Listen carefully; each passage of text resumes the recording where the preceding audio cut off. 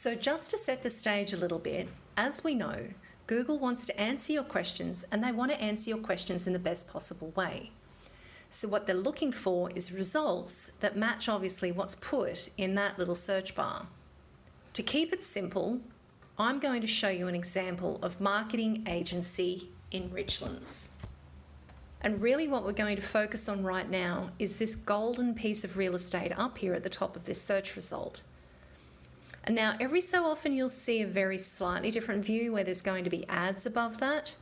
There's not any ads present on this search, but what you'll notice is this area right here has a map, and it has these 3 listings, which we call the 3-pack. So why is Google putting this really great information up at the top of the page? Because these 3 listings are actually what's called Google My Business listings. So Google has created a listing or a profile. This has photos. It's got all kinds of really great stuff. Let me just show you one here. It's got links to your website, directions. You can save these listings, addresses, hours, products.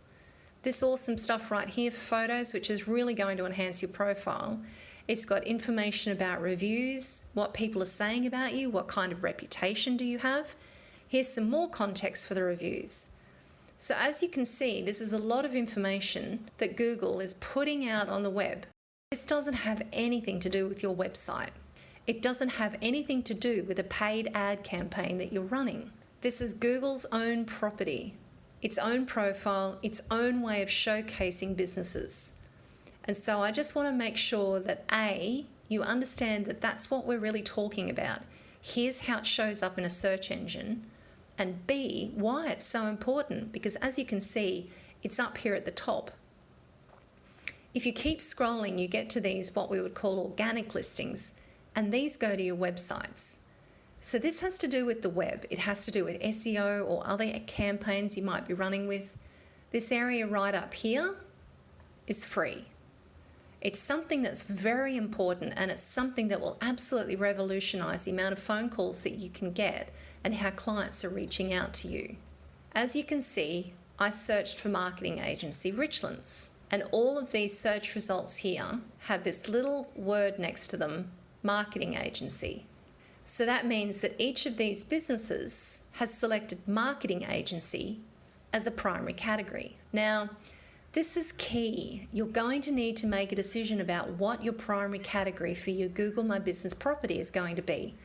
There are, as of 2020, 3,942 different categories that you can select from. As you can see right here, this business have their primary category set as advertising agency. So they obviously offer advertising services. But if you want to compete in your industry, you're going to want to find the most specific and primary category to your business. So in this example, we're looking at marketing agency. You can have up to 10 categories for your business. So this is, as I mentioned up here, this business that has qualified themselves as an advertising agency very likely also has a secondary or third or fourth category listed as marketing agency as well. We're not able to see all of the categories, so we're only able to see the primary. That's just a little tip, maybe do a little bit of competitor research to find out what category your competitors are using. So it's really important that you choose a primary category for your business that's going to best answer a searcher's request for information. So as we talked about, Google wants to best answer that question that's happening up here in the search bar. And so the way that you select your primary category is really important. So that is lesson number 1. What I want to do is take you over to an actual Google My Business profile. So I'm going to log in. Now you're going to need to sign into your profile at this URL here, business.google.com. You're going to need to have your email address connected to your business. So if someone manages your profile for you, make sure that you get added in there or you claim your business listing if you've not done so already. But we were talking just a moment ago in another segment about why it's so important to have a primary category that reflects your business and the fact that you can have up to 9 more categories. So just log in. This is like the dash area here, and you'll be able to navigate over here on the left. So we're at the home. I'm going to scroll down here a little bit and we're going to go to services. You will see there's a primary category, and as I scroll down, there's a secondary category. If you click on info, you'll see your category under your business name. If you click on services and you haven't set a category up yet, your Google interface will prompt you for it. So you'll need to figure out what you want to have as your primary category. Now, if you want to edit it, you would go to info and click that little icon. And you're going to want to select the number one and most specific type of work or product or service that you offer. This, as you can see, has a secondary category, which is going to be advertising agency. The choice you make here is really a critical thing. And what I also want to share with you is that the category can, if you don't claim it and you don't do this work of claiming and setting your primary category, it can be set for you by Google or by the community at large and users. So it's really important that you pay attention to this, because this can impact whether or not you show up in a search looking for marketing agency or whether you don't. Whether you have any chance at all at making it to this top portion of the real estate here in search results relies purely on your category. So if you take nothing else away from this video, I want you to make sure that you have claimed your Google My Business profile and that you have properly set this primary category.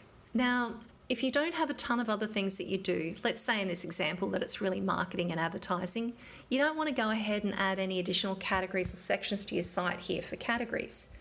You really want to focus on the real legitimate core of your business, because otherwise it waters it down. If I was to add in photography and design or something like that to this listing, it would actually take away the emphasis in the power of Google's algorithm, which is just another fancy way to say a formula that shows the importance of the various things. It's going to kind of water that down, and it's going to make it more difficult for you to show up for any of those categories. So be intentional about what you're choosing, and also be very mindful of choosing categories that are key to your business. As I mentioned in another segment here, you're not able to see any secondary categories for your competition.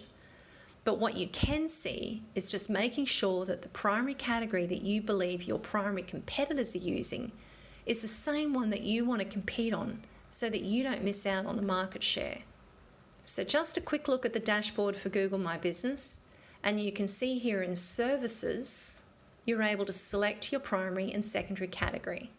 So that's what I wanted to show you today, how you can recapture and just see what a difference it makes to claim your listing, and to make sure that you have your primary category selected inside this very valuable tool. I'll be sharing some more information about other aspects. As you can see, the Google My Business directory is just chock full of all kinds of really awesome tools, and we want to share how you can take advantage of that in your business.